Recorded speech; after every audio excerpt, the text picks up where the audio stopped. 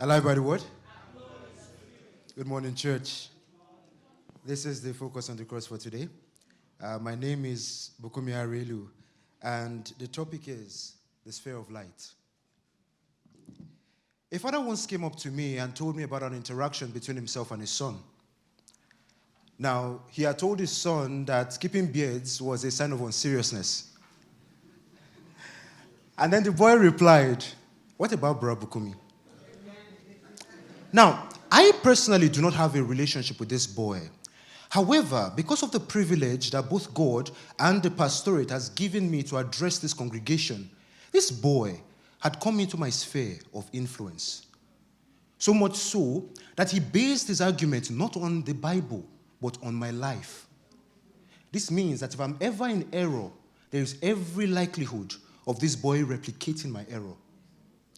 Now, this scared me, but it also opened my eyes. You see, Satan introduces doctrines into the church in one of two ways. Number one is to inject wolves in sheep clothing into the church. But the other is to convince some sheep to model wolf-like behaviors until other sheep begin to see it as normal. So an individual does not have to hold a microphone and speak heresies to preach a false gospel. There are many children who have an orientation of the presence of small lies and big lies. Why? Because mommy, who led devotion that morning, gave them the phone and then told them to tell the person on the other line that mommy is not around. So in their bid to reconcile mommy's behavior with their Sunday school teaching that all liars will go to hell, they separated lies into small and big. This is how Satan gradually modifies the standards of the scriptures.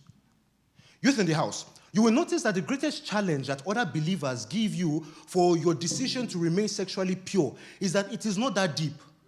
Christian couples in courtship are now having sleepovers with each other, but it's fine because after all, nothing happened. But from the beginning, it was not so. It is because somebody who names the name of Christ has modeled that possibility of continuing in sin that grace might abound without saying God forbid. Jesus calls us the light of the world, but a corrupted light will illuminate a distorted reality.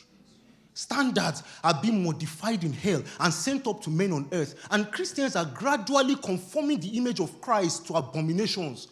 People have created a false Jesus that accepts all kinds of nonsense in the name of grace. The problem now is that these corrupted lights have become so prevalent that true lights are now considered too bright or too harsh for the current world. This is why you hear that the basic teachings of holiness, don't listen to secular songs, don't behave like the world, is now over spiritual, that they are judging people. Things that would have been considered basic Christianities in the 90s are now considered radical Christianity in our time.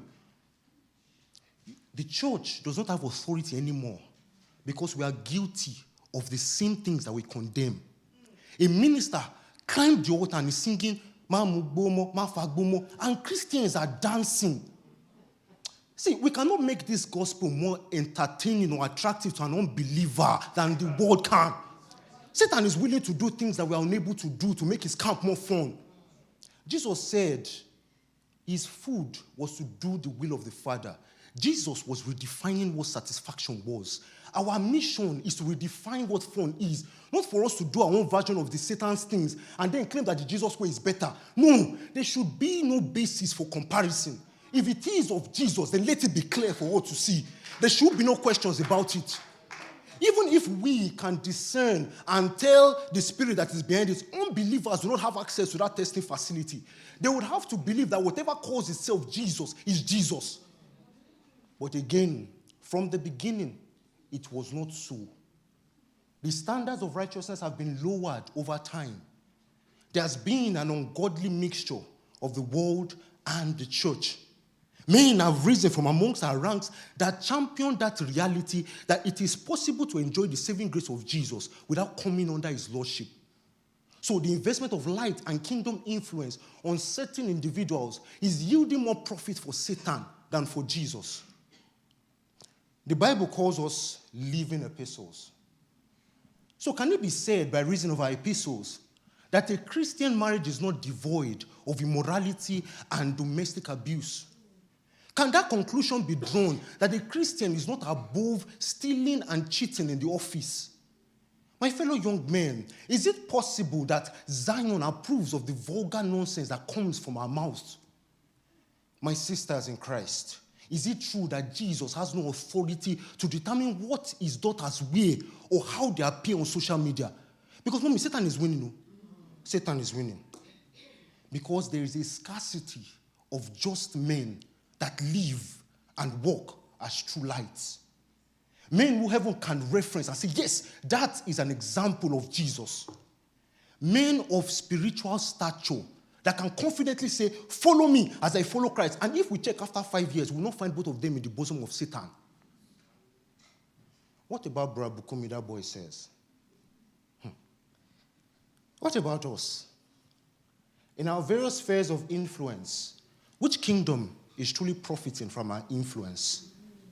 What epistle do we preach? What doctrines do we uphold?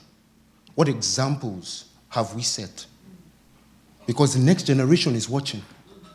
Weak believers are watching. Unbelievers are watching.